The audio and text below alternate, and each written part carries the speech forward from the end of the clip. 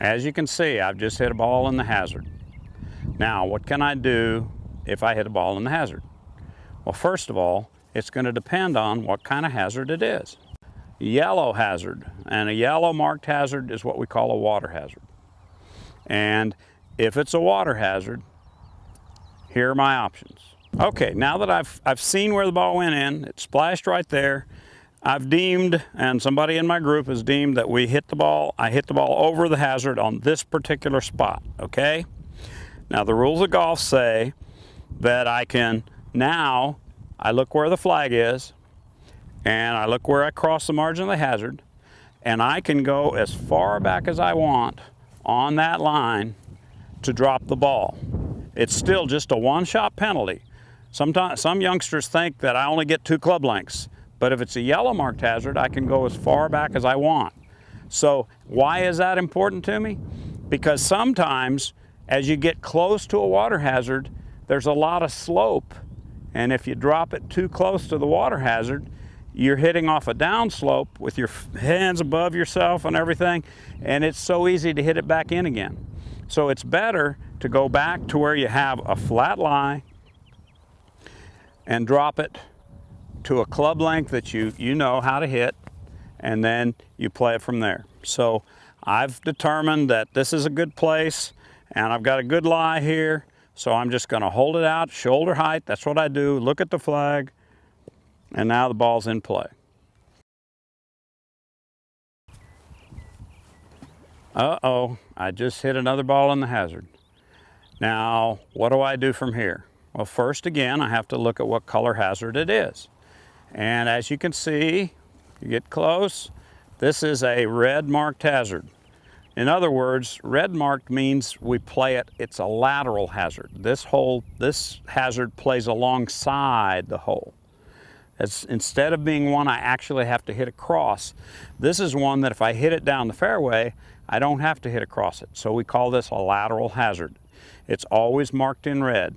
The red lines, the red stakes are going to tell me it's a lateral hazard. Now, in a lateral hazard, I have a bunch of options. Okay, I have 5 different options that I could use. Now, I'm not going to demonstrate all of them, but I will demonstrate 1 or 2. All right, the first option is I can go back to where I hit the last shot. If that's the best spot I've got, I can go back to where I hit the last shot. 1-shot penalty, and I go on. But most of the time, it's better to not lose the distance. So to come to where you cross the margin of the hazard. Now what do? I get 2 club lengths. Now I only have a wedge in my hand here, but I can use the longest club in my bag. So it could again be a driver. And if this is the point where my ball crossed the margin of the hazard going out into the pond, then I can take my 1 club length. Whenever it's a penalty a penalty drop, I get 2 club lengths. So there's 1 club length, 2 club lengths. Usually it's good to put a tee in the ground to show where I am. Then I can take out my golf ball. I'm out of the hazard, and I'm going to drop it. And as long as it doesn't go forward from where I originally was, then I'm in play. If it goes forward, the rules of golf say I have to drop it again. And if again it goes forward, okay, let me drop it again. Let's say it went forward. Okay, that time it didn't, so that ball is in play. Now, if I hit it in the hazard on my first shot, that's a 1-shot penalty. I would now be hitting my 3rd shot. All right, that's a second situation. All right, a third situation. Let's say I hit it inside the hazard, but not in the pond. I'm inside the red marking, but the ball is still where I can hit it. Okay? That's okay. I can hit that ball, and there's no penalty for hitting that ball. The rules of golf require me, though, to set up and hit it without actually touching the ground with my club before I hit the shot. Out here, I can touch it and take practice swings and hit the ground, but in a hazard, I have to hold my club above the ground, and before I hit it, I have to hold my position and then I can hit the shot. But I've got to hit without, except in the actual process of hitting the golf ball, I cannot ground the club before I hit it.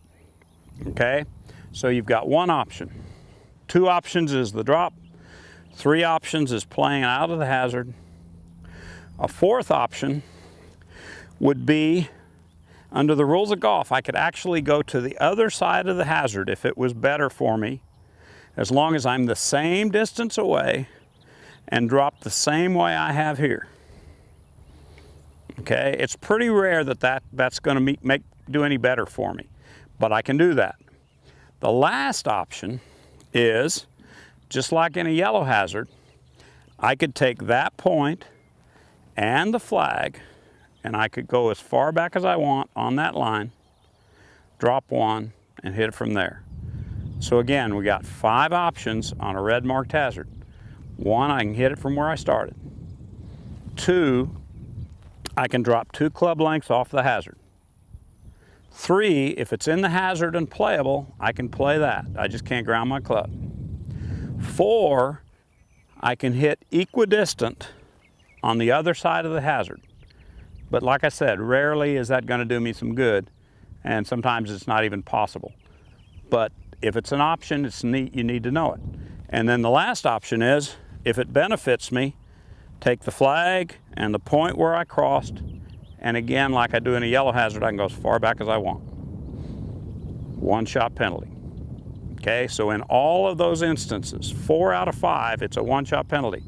Only 1 do I get no penalty, and that's if the ball's in play, in the hazard. I just can't ground my club until I'm actually swinging at the golf ball.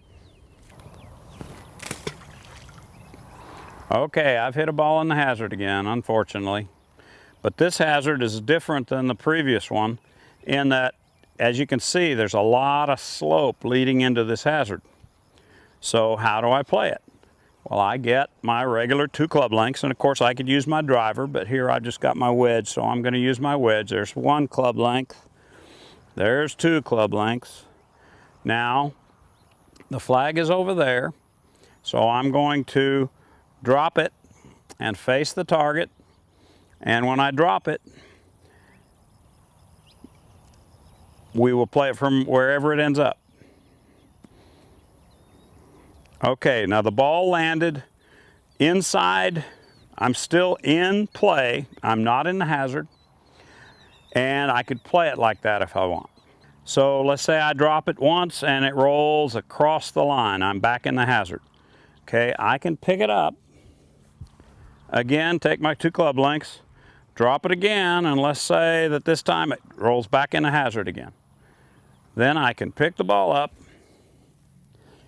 and drop and place the ball. Actually place it as close as possible to where it first touched the ground. And from that place, of course, I had to take a penalty because I hit the ball in the water. But from that place, I'm hitting my next shot. If I hit it in there in 1, I'm laying 2, because that's a 1 penalty, and I'm hitting my 3rd shot toward the ground.